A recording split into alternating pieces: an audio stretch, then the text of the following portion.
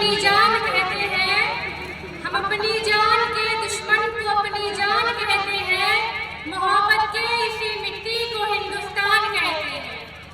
जो दुनिया में सुनाई दे उसे कहते हैं खामोशी, जो दुनिया में सुनाई दे उसे कहते हैं खामोशी, जो आंखों में दिखाई दे उसे तूफान कहते हैं। जो ये दीवारों का सुराख है जनाब, जो ये दीवारों का सुराख है, चाइना अमेरिका पाकिस्तान साजिशों का हिस्सा है, लेकिन हम इसे अपने घर का रोशनदान कहते हैं। माननीय मुख्य अतिथि महोदय, आदरणीय शिक्षक और यहाँ पे उपस्थित सभी देशवासियों, मैं अलफिया बानो आप सबके सामने देश प्रेम और राष्ट्र निर्माण के उपलक्ष्य में कुछ बातें आपके साथ साझा करना चाहती हूँ। आजादी, आजादी का सही मतलब वही बता सकता है जिसने कभी गुलामी की हो। हम सौभाग्यशाली हैं जो हम स्वतंत्र भारत में जन्म लिए हैं। यूं तो आजादी की लहर 1857 में ही जल रही थी, जो वर्षाल बनकर 1947 में हमारे भारत देश को आजाद कराया। प्राचीन, मध्यकालीन और वर्तमान के भारत के उदाहरणों से स्पष्ट करना चाहूंगी कि जब हम तिरंगियों के फेरे में फंस गए थे तो रक्त बसंती चोला के एक नारे पर टोले के टोले उमड़ आते थे और वंदे मातरम से खून में आने वाला 5-5 जिले का तूफान अंग्रेजी शासकों की जड़ों में तूफान ला देता था। लोग मर जाते थे, मिट जाते थे, तो वो भी अपनी देशभक्ति साबित कर रहे होते थे, क्योंकि यह उस दौर की देशभक्ति की कसौटी थी। उसके बाद 62, 65 और 71 के युद्धों में अपना सुहाग खो देने वाली औरत जब घर के हालात ये हो जाया करते कि प्यार भी भरपूर गया, मांग का सिंदूर गया, नन्हे नन्हे हालों की लंगोटियां चली गई, छोटी छोटी बेटियों की चोटियां चली गई, बाप की कमाई गई, भाई की पढ़ाई गई, ऐसा एक विस्फोट हुआ पता ही ना चला कि पूरे जिस्म की बोटियां चली गई। मगर आपके लिए तो एक आदमी मरा है साहब, किंतु मेरे घर की तो रोटियां चली गई, किंतु मेरे घर की तो रोटियां चली गई वाले हालात पैदा हो जाने के बावजूद एक माँ अपने बच्चे को सरहद पर दुश्मनों की धज्जियां उड़ाने के लिए भेज देती है और पत्र लिख कर भेजा करती है कि अम्मा ने पत्र लिखा है बड़े ही चाव से, कि अम्मा ने पत्र लिखा है बड़े ही चाव से, पुत्र मेरे घबरा न जाना, एक इंच भी पीछे न हटना, चाहे इंच इंच कट जाना, चाहे इंच इंच कट जाना। तब देश बलिदान मांगता था, तब देश मर जाने को, मिट जाने को और फांसी पर चढ़ जाने को कहता था, किंतु अब ऐसा नहीं है। अब देश मर जाने को, मिट जाने को या फांसी पर चढ़ जाने को नहीं कहता है, बल्कि मेरे विचार के अनुसार अगर कोई व्यक्ति अपने काम को पूरी ईमानदारी, पूरी मेहनत और पूरी लगन से करे, वही सच्चा देशभक्ति है और वही सच्चा राष्ट्र प्रेम है। मैं नहीं मानती कि फेसबुक, व्हाट्सएप के डीपी को 3 रंग में रखना ये देशभक्ति है।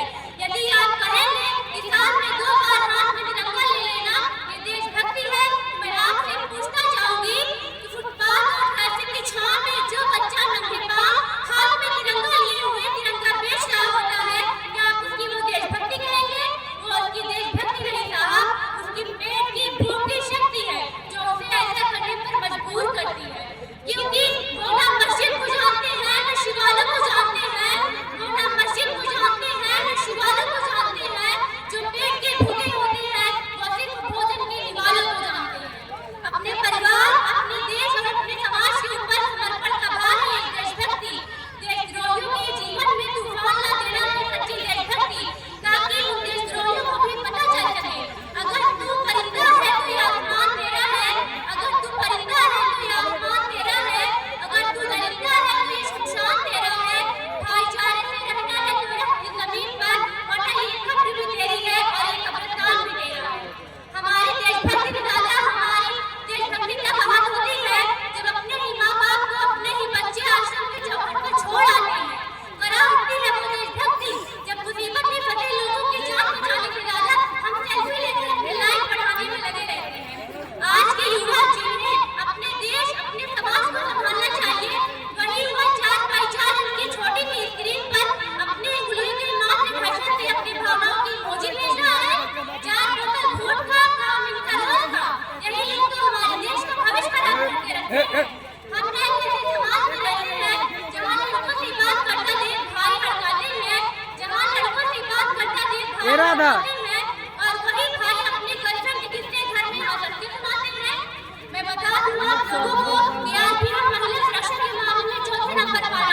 हम एक ऐसे समाज में रहे हैं जहाँ पत्थर की मूर्त को लगते हैं 56 माह और भूखे नंगे तड़पते सो जाते हैं। मजदूर को मजदूर समझिए, मजदूर नहीं, गरीब को दान दीजिए, दान नहीं। अगर दान देने के इच्छुक हैं तो जीते जी रक्तदान दीजिए, वरना मरने के बाद अंगदान देकर किसी मरते हुए को जीवन दान दीजिए।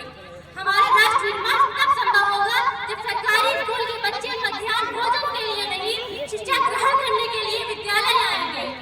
आजकल तो हमारी शिक्षा नीति भी केवल दो लोगों के लिए बनने लगी है, एक वो जो विद्वान होते हैं, दूसरे वो जो धनवान होते हैं। ऐसी कई गजब की बीमारियां हमारे देश में हैं जिनका जड़ अंधविश्वास है। आजकल हमारे समाज में शिक्षित वर्ग के लोग ही बिल्ली की रास्ता काटने पर खड़े हो जाते हैं, अपने धर्म को ऊंचा मानकर दूसरे के धर्म की अवहेलना करते हैं। ऐसी कई गजब की बीमारियां हमारे देश में हैं जिनका अंधविश्वास है, इसका जड़ है। किसी ने क्या खूब कहा है, हिंदू से नफरत ये कुरान नहीं कहता, भारत की मस्जिदें तोड़ो ये श्री राम नहीं कहता, रोटी की कोई जात नहीं होती, पाने का कोई धर्म नहीं होता, जिसके दिल में हो इंसानियत जिंदा वो मजहबों की बात नहीं करता। हिंदू खतरे में है, कोई कहता है मुसलमान खतरे में है, अपने धर्म का चश्मा उतार कर देखो साहब, अब हमारा हिंदुस्तान खतरे में है, अब हमारा हिंदुस्तान खतरे में है। और हमारा राष्ट्र निर्माण तब तक संभव नहीं होगा जब तक कि एक नागरिक नैतिक रूप से सटीक, चैतिक रूप से भ्रष्ट, मानसिक रूप से दिवालिया, राजनीतिक रूप से गंदा, धार्मिक रूप से अंधा, स्वैच्छिक मान मूल्यों के आंकड़ों में जिन निश्चित पैपन में अखंड भारत को खंड करता रहेगा, तब तक हमारा राष्ट्र निर्माण संभव नहीं होगा। हमें बड़ी बड़ी बातें नहीं, छोटी छोटी कोशिशें करनी होगी, क्योंकि ठोकर